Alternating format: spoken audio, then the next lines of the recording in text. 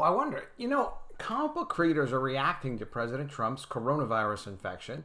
I wonder if it's going to be kind of even-handed, people just wishing him well, or people not wishing him well. I don't know. I haven't read this yet. I just came across this article. I thought, hey, that would be a pretty cool video. This should be interesting. So this is coming from Bleeding Cool. Comic book creators react to President Trump's coronavirus infection.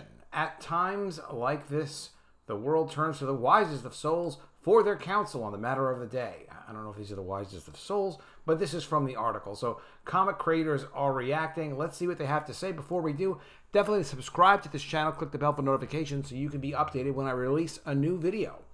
All right, Tom Brevoort. Here's what he has to say. Now, these are all hyperlinks to Twitter, so we're not going to click on the Twitter links. Let's just see the quote. I hate even having to think about this, but what if the whole thing with POTUS being infected is a sham, so he can claim later show up cured with a new miracle vaccine right before the election? It's a supervillain plot, but in 2020, not impossible. Well, maybe, Tom.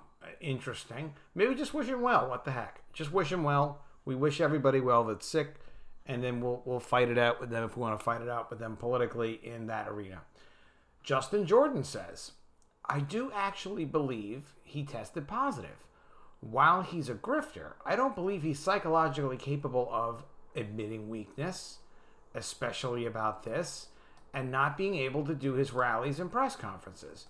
Faking it as a political ploy requires a lot of capabilities I haven't seen him demonstrate either, ever or in decades. Okay. So Jordan is skeptical. Thank you, Justin. Chris Cross says this. Do you guys understand the fact that Trump may have put the lives of Secret Service men in jeopardy? Well, the lives of Secret Service people are always in jeopardy because their job is to protect their protectees. And people are often trying to kill their protectees. So, all right, let's see. Thank God he didn't get Biden sick. Well, Biden had a test, and they say Biden's going to take another test because it may have been too soon after the debates to see if Biden was infected. But Biden, we'll see how he does. Hopefully he'll be well, too. All that arrogance. Talk about arrogance. All that talking. All those lies. Because he wouldn't wear a mask. Okay, you're going to wear the mask now. So no one knows how Trump was infected. But we also know that while a mask is good protection, just as an aside, a mask is not proven to be perfect protection. It's just some sort of protection. And there's a dispute over the size of virus particles or whatnot. So in any event, yeah, one thing we know, and it's I hope somebody says it here when they start talking about masks and protection, that a mask is not a substitute for social distancing. But in any case, Ty Templeton, I've heard that name before. I love that there's an internet rumor going around that he's faking it to get out of the next two debates. Yeah, that is kind of silly. That people believe he would crash the markets, isolate from the campaign, and upend his premise of winding down disease simply to avoid embarrassment if he gets his mic switched off. No, the debates are not going to change their formats unless both parties agree, because they already established what the rules were going to be in the debate. So that's not going to change. That people think that little of him that they'd consider this is a fake. Wow, I love that there's an internet rumor going around that he's faking it to get out of the next two debates. Okay. Wow. All right, so they repeated it. So there's an error. Stephen Grant is a known comics writer. Now, Fox News is calling on Biden to stop campaigning for 14 days. And weren't these guys the same guys who relentlessly mocked him for being unable to campaign? Well, I mean, he was able, yeah. But the Trump campaign has no intention of suspending their attack smears on him, regardless of Trump's condition. Effectively, they're just trying to guilt the Democrats into crippling themselves and giving the president's reelection a leg up. If the Democrats sucker out for it, they deserve to lose. No, I hadn't even heard this. So by all means, Biden should be out there campaigning hard and talking about how he can help the country with his vision. Peter David, who used to work at Marvel in sales and marketing and then moved into writing. And I really enjoyed his Amazing Spider-Man back in the 1980s. Let's see what he has to say. I remember being excited when he had an AOL address. Like, wow, that's so cool. You could contact him directly. Peter David, don't let me down. Let's see something intelligent from you. Let's face it, this was inevitable. I mean, it just was. He ignored the advice of scientists. Well, Peter, I mean, the thing with the scientists is it's partly with science. There are two sides. So one scientist gives you one activity to do or not do, and then another one gives you another to do or not do, right? So it's a little hard to know which scientists do you want to listen to, the politically connected ones or the ones who are independent of all that. In any case, he held indoor rallies. I think he had one indoor protest rally because the Nevada governor told Trump he wasn't allowed to have rallies, so he was forced to use an indoor location rather than an outdoor location. He didn't social distance. Well, that's not true. He almost never wore masks. It all really stems from a simple psychological reason. Okay, psychological diagnosis. Here we go. He considers doing what one is told a sign of weakness. Rules, orders, dictates, laws don't apply to him. Weaknesses must be avoided at all costs because if you're weak, you're a loser, and a loser is absolutely the worst thing you can be.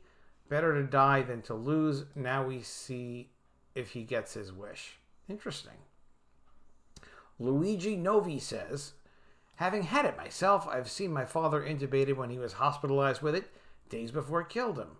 I can say that I sympathize. I just wish it would inform Trump as to the reality of the disease and perhaps bring home the reality of the disease to him in a way that might spur him to end his refusal to properly address it. But doubt this will happen given his history and personality. Well, this is the most reasonable comment I think I've seen so far. It's a reasonable comment, and he said his father died over it. So, I mean, you could see him being slanted towards this kind of point of view. So, I give Luigi so far the biggest award for reasonable comment, considering circumstances and the fact that his father died. Christopher Golden, I can't wrap my head around all the people admonishing us for not wishing Trump well. Well, do whatever you want, man. Honestly, what the F is in your head? The man is committing atrocities daily. Wow. People are dying every single day who should be alive and well. I mean, there is such a thing as comorbidities too, though. You have to give a little weight to the comorbidity argument. If you don't, then all of these comments sound silly. Like, people are dying every day. It's true, but more people are dying for other reasons, aren't they? He's desperately trying to put the final nail in the coffin of democracy. He's a soulless, malignant, white... Oh, that's terrible. That's so not true. If he wins, what he's done so far will seem like the good old days. Yeah. And if you want me to have sympathy for him, to wish him well, no, Christopher, you could be your own man. Do what you think is right. Okay. Whether his death comes in a week or in 20 years, as long as I'm alive for it, I will celebrate it. Oh, so this is where you should lose professional work over statements like this. This is ridiculously unprofessional, and who would want to associate with this? So we know Christopher Golden is not much of a man. Sorry to hear that. Brian Cronin, we'll go on to the next. There are a lot of jokes about why are you quarantining for a hoax? But the key thing is that Trump never actually believed this to be a hoax. He just lied about it to the American people. How do you know what someone believes or whatever? When it comes to his protection, he has always taken this very seriously. He doesn't give anything, doesn't care about other people. I don't want to curse. Well, Brian, I think you may have to argue with someone else who doesn't believe that, one of your other comics so-called professionals. Bill Sienkiewicz says, what a shit show. I will curse for Bill Sienkiewicz because he's did a great job on Electra Assassin, the graphic novel in the 1980s. And I think what Bill's statement here is interesting is that, there's going to be no way to control the narrative about Trump and recovering from the virus. So, yeah, that's my take on this. Andy Diggle, turns out Schadenfreude is an excellent source of dopamine. Scott Kurtz, I've tested positive for Schadenfreude. I mean, joking about testing positive is probably inappropriate, just generally speaking. Not even because of the president, just generally. There are people that are very upset, that are millions testing positive. Ben Temple Smith, well, I guess it's official now. The president has caught the hoax. Perhaps it will just disappear like a miracle. Only time will tell. This year is insane. B. Claymore, oh my God, there's a lot of people. B. Claymore, I guess if there's ever a time to test positive, it's now. Melania on tape, tax dodging revealed. Tax dodging. They just don't even understand the tax stuff. Cy Spurrier, debating with myself, which is more politically convenient, that he gets it bad so he can play the brave soldier who suffered for our country. I mean, he is in service of the country, much the way, Obama and all the other presidents were in service for the country. So, or that he cruises through it with barely a cough, so he's strung like an ox, and didn't I tell you it's no biggie? Well, Cy, we'll find out. David Walker, Murder, She Wrote is on cable right now, but I'm anxiously awaiting who will be the next person from the White House event to test positive. Yeah, a lot of people are testing positive. You're betting on Barr. Well, so far, no Barr. So keep betting, David. Greg Pack, 11 staffers from the Cleveland debate. Jesus wept. I don't know if he's mocking religion there or what he's trying to say. Rick Remender. I don't believe Trump has it. It's a hoax. He wants us to celebrate and show that we're monsters. Okay. Well, interesting self-reflection there, Rick. Let's see what you have to say. And then he pops up to show that it wasn't all that bad. This is just changing the conversation from that horrible debate. Bolsonaro has tested positive like 3 times. Or I'm a conspiratorial partisan hack trapped in an algorithm.